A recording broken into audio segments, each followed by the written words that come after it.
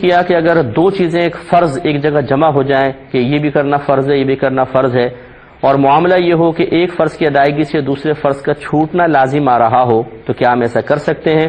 اور اس میں مثال انہوں نے یہ دی ہے کہ اگر علم دین سیکھنا فرض ہو اور علم دین فرض ہم سیکھ رہے ہوں اور اس میں نماز کا وقت بھی آ جائے، تو اب ہم کیا کریں؟ نماز اگر ہم قضا کر دیتے ہیں اس فرض کو پورا کرنے کے سلسلے میں تو کیا اس کی گنجائش نکلے گی؟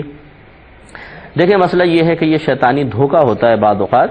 یوں سمجھ لیجئے کہ جو اللہ تبارک و تعالی نے ہم پر چیزوں کی ادائیگی لازم کی ہے انہیں کہتے ہیں مامور بھی، مامور بھی، یعنی حکم دیا گیا اس کا، وہ مامور بھی ہوتا ہے، عمل مامور بھی ہوتا ہے۔ اللہ تعالیٰ عامر کہلاتا ہے اور جس کو حکم دیا وہ مامور کہلاتا ہے۔ جیسے ہم مامور ہیں بہت مختلف کاموں پر، اللہ نے ہمیں حکم دیا ہے۔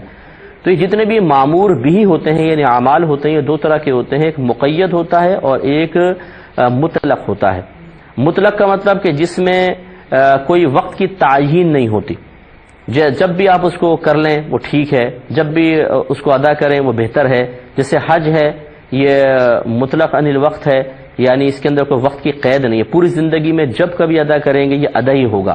یوں بھی آپ کہہ سکتے ہیں کہ مطلق مامور بھی وہ ہوتا ہے کہ اس پوری زندگی میں جب کبھی ادا کریں وہ ادا ہی ہوگا، اس میں قضا کا تصور نہیں ہوتا۔ اسی طرح زکوٰۃ ہے کہ تاخیر تو اس میں منع ہے کہ آپ پہ زکوٰۃ فرض ہو گئی تو فوری طور پہ ادا کریں، تاخیر کرنا منع ہے۔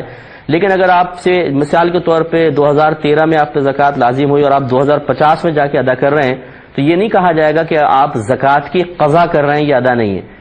تو یہ جو مطلق عن الوقت ہوتے ہیں مامور بھی، ان میں وقت کی قید نہیں ہوتی۔ جیسے علم دین کا حصول، علم دین سیکھنا فرض تو ہے لیکن کسی وقت کے ساتھ مقید تو نہیں ہے۔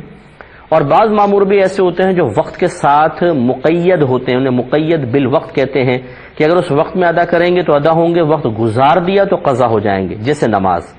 اب آپ دیکھ لیجئے کہ دو جو آپ فرض بتا رہی ہیں اس میں ایک مطلق عن الوقت ہے جیسے علم کا حصول، دوسرا مقید بالوقت ہے جیسے نماز، کہ اگر آپ نے ٹائم نکال دیا نماز قضا ہو جائے گی۔ اور یہ نہیں ہو سکتا کہ مطلق کے لیے آپ مقید کو ترک کر دیں، اس لیے یہ ہو سکتا ہے کہ مقید کے لیے مطلق کے اندر تاخیر کر دیں کیونکہ اس میں قضا کا تصور نہیں ہے، آپ دیر بھی کر دیں گے تو گناہ گار نہیں ہوں گے، لیکن یہ وقت کے اندر اندر ادا کرنا لازم ہے۔